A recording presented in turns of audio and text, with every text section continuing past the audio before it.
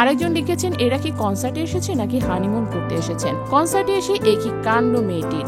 সম্প্রতি উপমহাদেশের বিখ্যাত সঙ্গীত শিল্পী আতিফ আসলামের কনসার্ট শেষ হয়েও যেন হচ্ছে না শেষ।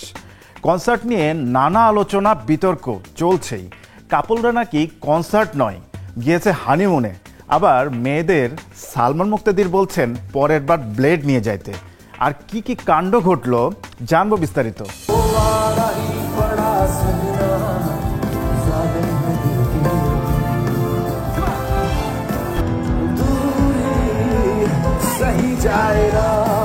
নভেম্বর ঢাকার আর্মি স্টেডিয়ামে ম্যাজিক্যাল নাইট 2.0 কনসার্টে অংশ নিয়েছিলেন উপমহাদেশের জনপ্রিয় সঙ্গীত শিল্পী আতিফ আসলাম, যেখানে টানা 3 ঘন্টা ননস্টপ পারফরমেন্সে দর্শক হৃদয়ে ঝড় তুলেছিলেন গায়ক। দেশের ইতিহাসে এমন কনসার্ট খুব কম দেখেছে গানপ্রেমীরা। কনসার্ট ঘিরে সেসব ঘটনা তুলে ধরবো আজকের প্রতিবেদনে। শুরুতেই আসি প্রেমিক প্রেমিকার রোমান্স নিয়ে সামাজিক যোগাযোগ মাধ্যমে ব্যাপক ভাইরাল হয় একটি ভিডিও। সেখানে দেখা যায় কাপলরা একে অপরের বেশ ঘনিষ্ঠ সময় পার করছেন। এক পর্যায়ে তো এক কাপল জড়িয়ে ধরে চুম্বন করে বসে। সেই চুম্বনের দৃশ্য সেই ভিডিও ফেসবুকে শেয়ার করে লিখেছেন, প্রেমিকার চুম্বনের অভাবে জীবনযুদ্ধে এখানেই হেরে যায় বারবার। আরেকজন লিখেছেন, এরা কি কনসার্টে এসেছে নাকি হানিমুন করতে এসেছেন? কনসার্টে এসে একই কাণ্ড মেয়েটির।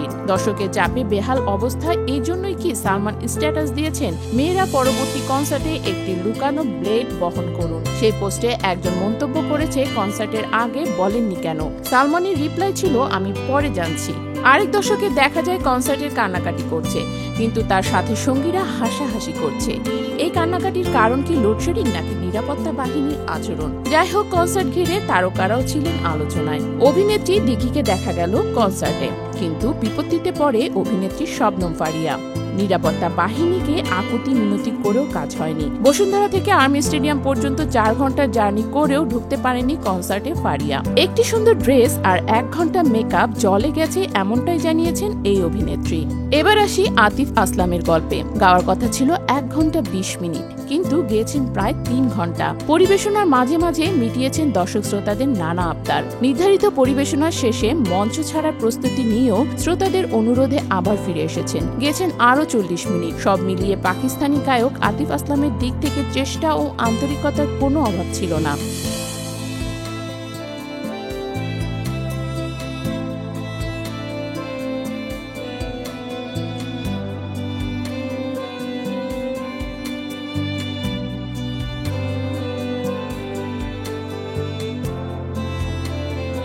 সম্প্রতি জুম্মার নামাজের একটি ভিডিও ভাইরাল হয়, যেখানে দেখা যায় মাথায় কালো ক্যাপ ও মুখে মাস্ক পরিহিত অবস্থায় ঢাকার রাস্তায় নামাজ পড়ছেন গায়ক আতিফ আসলাম। সামাজিক যোগাযোগ মাধ্যমে ছড়িয়ে পড়া এই ভিডিও দেখে এমনটাই দাবি করেছেন নেটিজেনরা। তবে ছবিতে থাকা এই যুবকটি আসলেই আতিফ আসলাম কিনা তা নিয়ে সংশয় ছিল অনেকেরই।